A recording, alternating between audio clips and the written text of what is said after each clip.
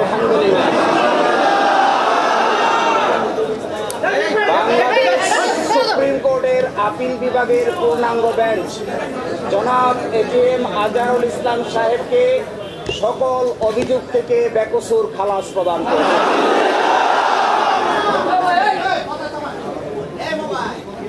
আজকে থেকে, এখন থেকে জামায়াত ইসলামের সাবেক ভারপ্রাপ্ত সেক্রেটারি জেনারেল জনাব ATM Azharul Islam is an innocent man.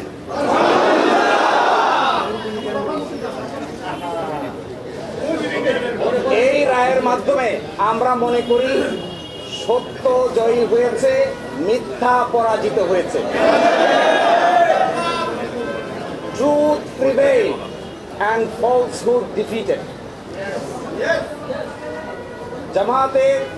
জামাতের এবং বিএনপির 6 জন শীর্ষস্থানীয় নেতৃবৃন্দকে মৃত্যুদণ্ড কার্যকর করা হয়েছে। 5 জন, অন্ততপক্ষে 5 জন জেলেই কারাবরণ করেছেন, জেলেই মৃত্যুবরণ করেছেন। দুনিয়ার ইতিহাসে এটা নজিরবিহীন নির্যাতনের শামিল। জনাব এটিএম আজহারুল ইসলাম সাহেব সৌভাগ্যবান, তিনি ন্যায় বিচার পেয়েছেন, আল্লাহ তাআলা তাকে বাঁচিয়ে রেখেছিলেন। তাই আমরা এটাও মনে করি এই রায়ের মাধ্যমে সিন্ডিকেটেড ইনজাস্টিসের অবসান হয়েছে। আমরা এটাও মনে করি এই রায় ঘোষণার মধ্য দিয়ে বাংলাদেশের আদালতের মর্যাদা সমুন্নত হয়েছে। এবং আদালত 4টি অবজারভেশন দিয়েছেন।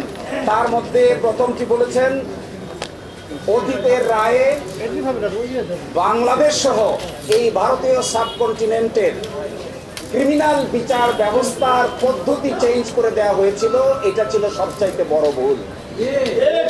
আরো বলেছেন,